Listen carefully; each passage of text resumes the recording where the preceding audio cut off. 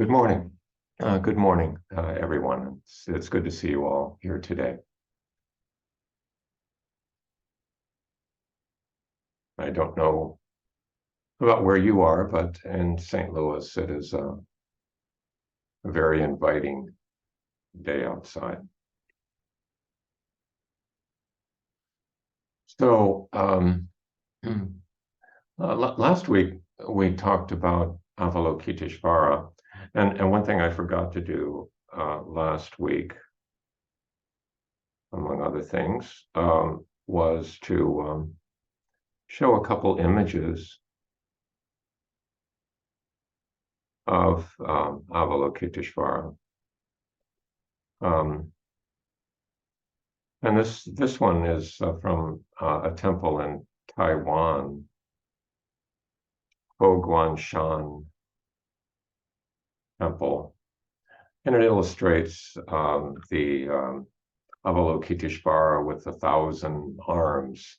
They usually pare it down a bit because depicting 1,000 arms is technically difficult. So oftentimes there are maybe 64 arms or something of that nature. Just illustrating the different ways in which Avalokiteshvara can be of benefit and appear.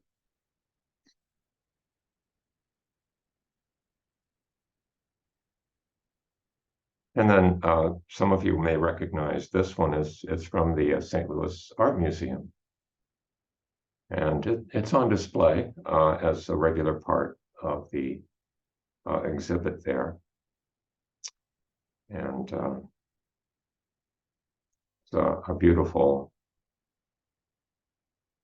wooden carving of Avalokiteshvara. That's a typical pose, by the way. It's the pose of royal repose.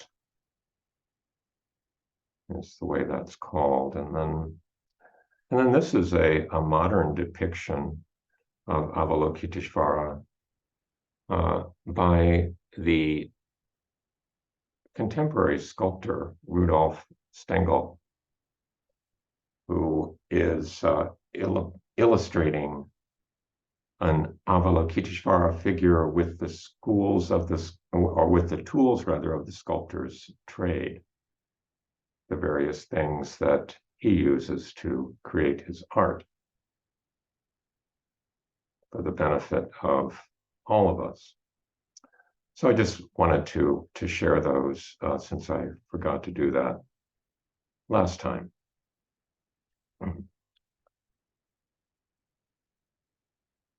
So I'm going to talk about something a little differently this time today. One of the volunteers at the food pantry, where I go a couple times a week, was aware that I had a meditation practice, and he asked me to recommend a book on meditation that he could get started with, a book about meditation. Well, we have an embarrassing number of books in our house, and many of them address meditation, but it's hard to find one that would really be suitable for that purpose. He is not necessarily interested in Buddhism per se, but is interested in meditation, although this particular person has wide-ranging interests and would be interested in almost everything. So I told him I would think about it and get back to him and bring something next time when I would see him. So I was looking through our embarrassing number of books that we have in the house, and happened on a book that I had obtained I think at Half Price Books many years ago. Um, and it's entitled A Beginner's Guide to Meditation. I hadn't looked at it in a long time.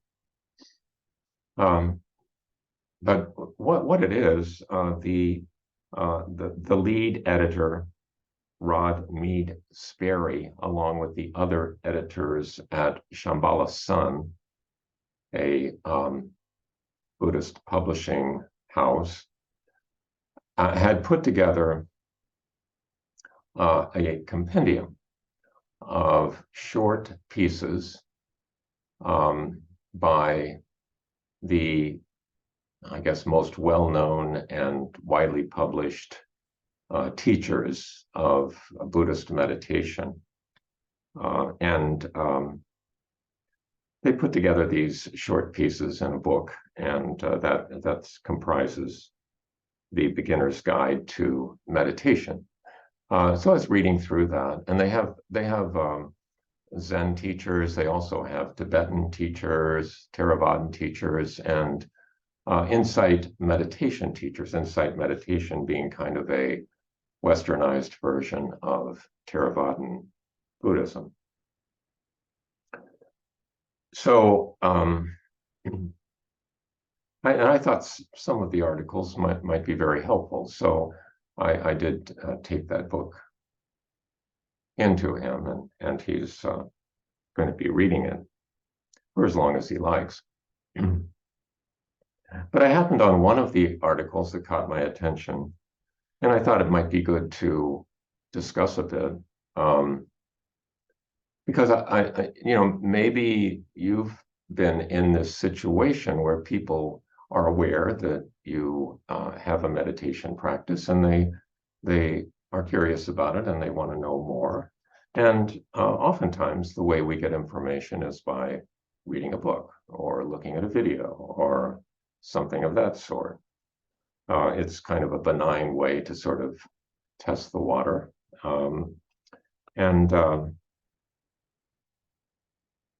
So I was looking through this, and one of the articles in the book was by Bhante Gunaratana. Some of you may be familiar with that name.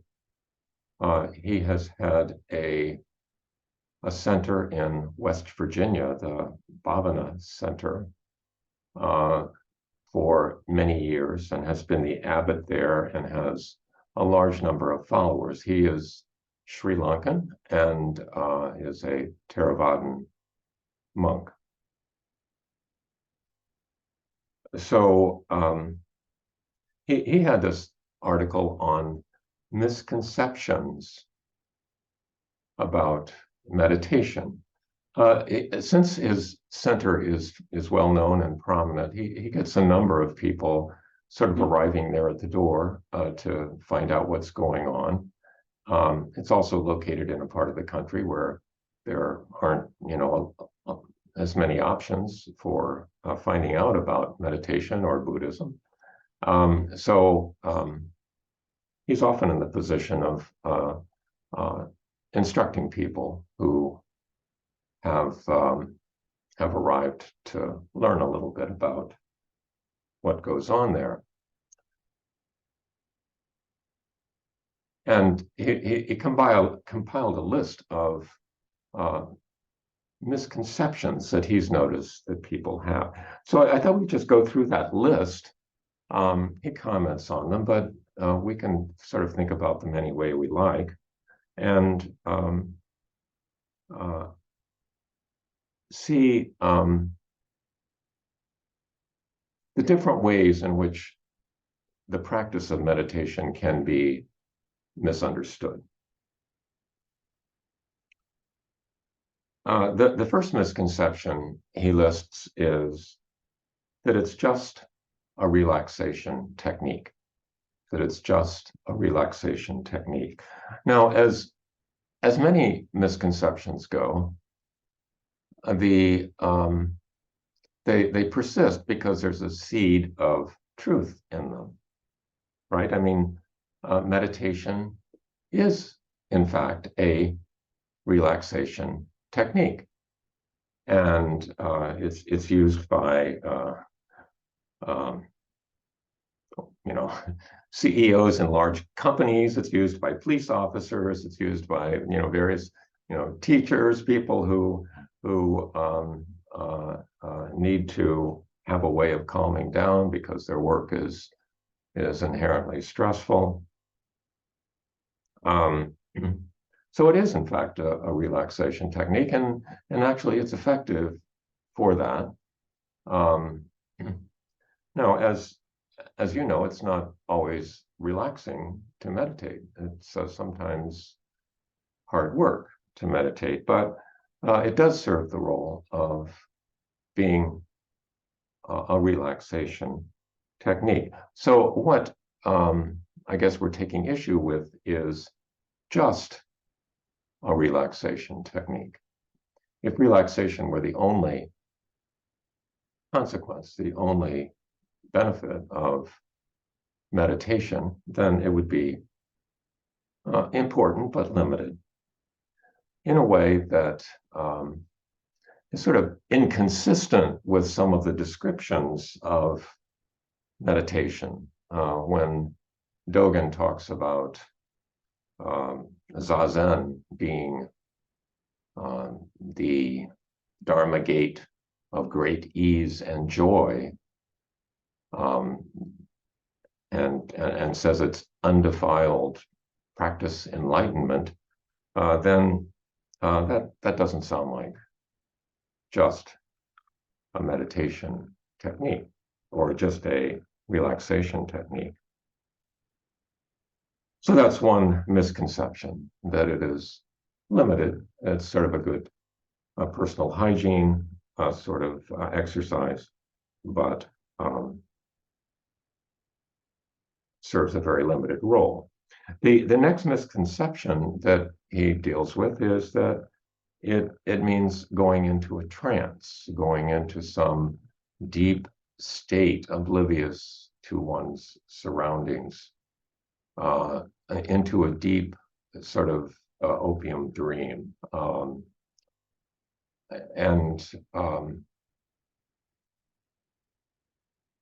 That I'm sure it's possible to train oneself in that way, but none of the teachers in this book, and certainly none of the teachers I've been exposed to, have encouraged that kind of approach to meditation, that it's not trance-like. If anything, you become more acutely aware of your surroundings than you would be otherwise during meditation, not oblivious to them. And it's nothing like an opium dream. It's not going into a trance. But some people picture it that way, and possibly it's because, like on the covers of magazines, when they have a little piece on meditation, they'll have some attractive-looking model in a yogic pose with a blissful expression on her face, usually a woman, on her face, that looks like she very well could be in some sort of trance.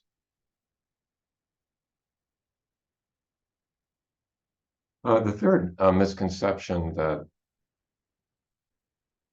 Bhante Guttaratama lists is that meditation is a mysterious practice that cannot be understood. A mysterious practice that cannot be understood. So in other words, it's just sort of, can't really say anything about it. And I think there, I guess I find a seed of truth in that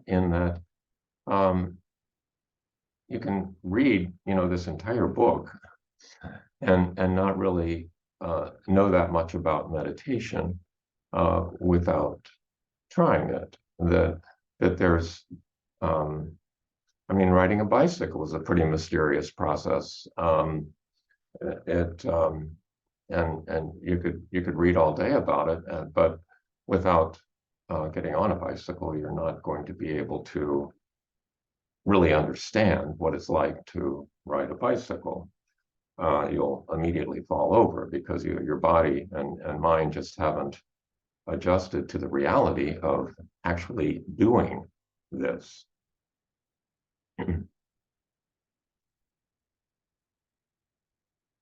And it's also mysterious in the sense that everything's mysterious. I mean, we tend to think that with our, scientific materialistic worldview that we've really solved most stuff and that we understand how everything functions and how it's structured down to, the molecular level and below. But actually, the fact that we're here on Earth, the fact that Earth is here, the fact that the other living things are on Earth are here, the fact that anything is here is really kind of deeply mysterious when you start to consider it. So it is, in a sense, a mysterious practice, but it's accessible through practice. It's accessible through the doing. He mentions that another misconception is that the purpose is to become a psychic super being, that you will have magical powers, that you will suddenly be able to read people's minds, that you'll suddenly be able to keep pinpoint focus on everything that you're doing, that your whole way of being in the world will transform in such a way that you have these special superpowers. And to some extent, one's focus, ability to concentrate may improve, one's ability to be available for others and to be more aware of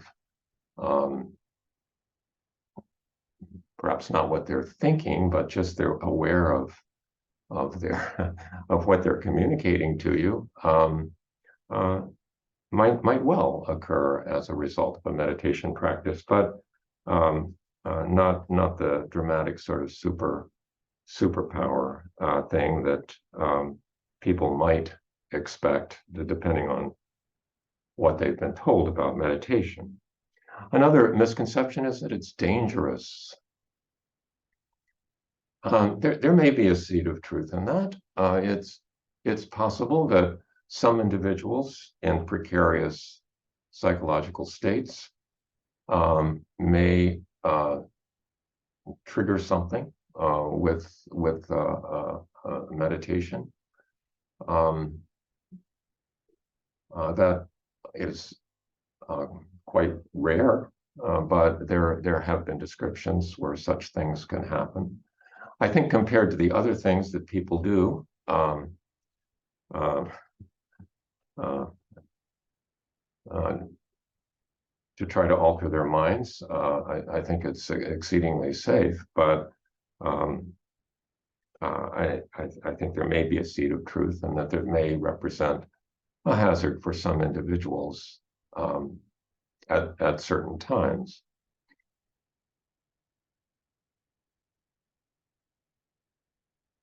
Another misconception is that it's for saints and holy men only, saints and the exceptional people only. That really going into a cave for 9 years is the only way to really be a meditator. And I think those of us who have a regular meditation practice understand that it really has value for anyone, not just for the exceptional few. But again, the stories about meditation tend to encourage that notion that you have to be highly exceptional in order to be a meditator. Oh, another misconception is that it is selfish. Some people talk about meditation disparagingly, calling it navel gazing. Actually, I think many people could benefit from navel gazing, just stopping and taking a look at themselves and their mind. But it is certainly, I don't think, I mean, it can be selfish in the sense that you're trying to improve yourself, you're trying to work on yourself and change your situation in the world.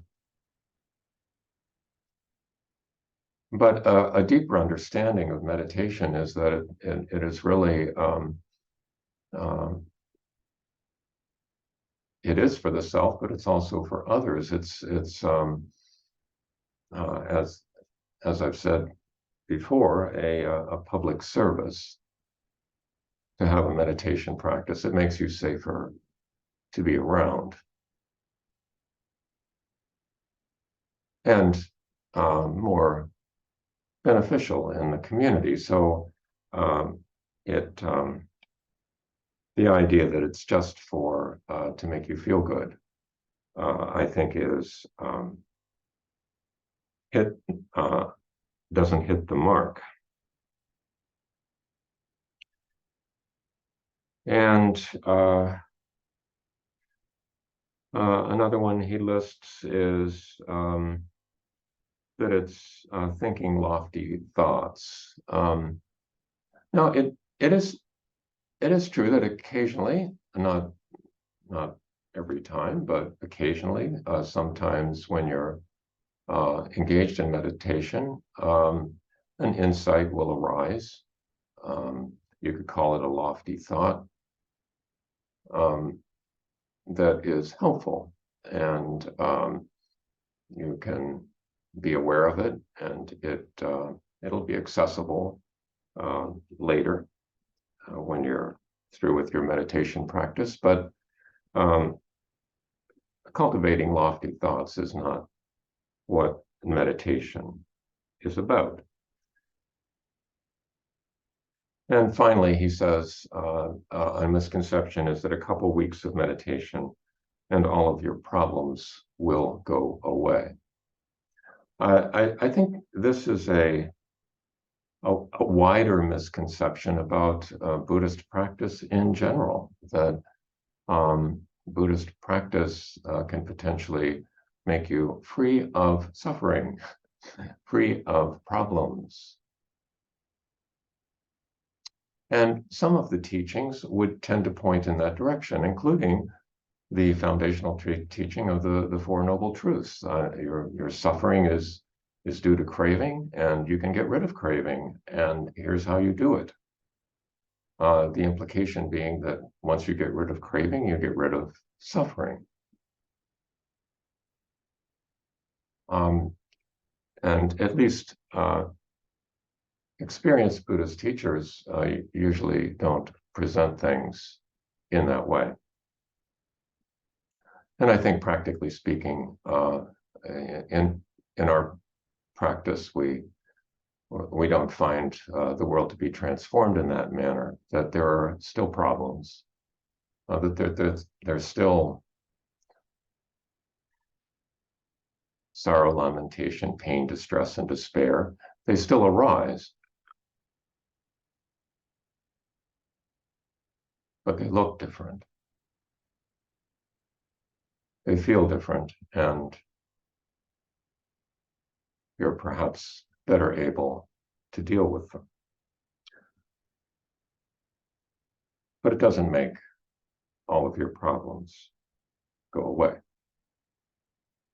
So I thought that was useful to list some of those misconceptions so that people just don't get the wrong idea and get disappointed in their practice early on because it doesn't seem to be fulfilling some expectation that they may have.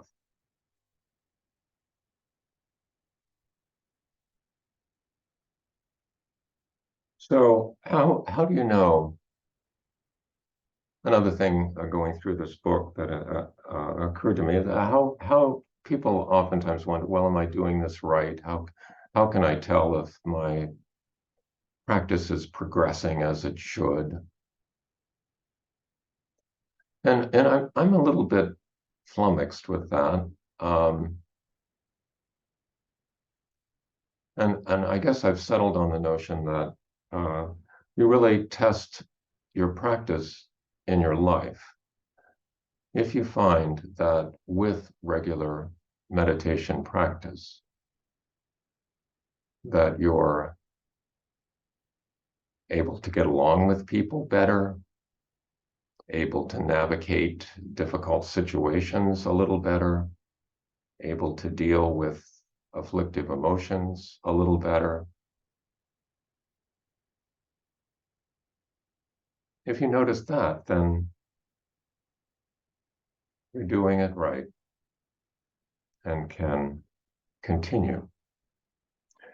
So I guess I'll stop there. And and with I guess the question of, okay, people, some people who get to know you a little bit better may think that they may be aware that you have a meditation practice and they want more information about it. Uh, what do you tell them? And what are some misconceptions that you have perhaps had that have been um, ironed out over time?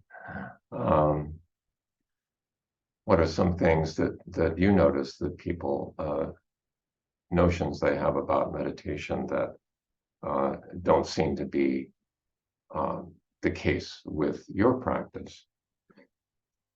And we'll stop with that and go into breakout rooms for a few minutes, and then I'll be back to talk with you further.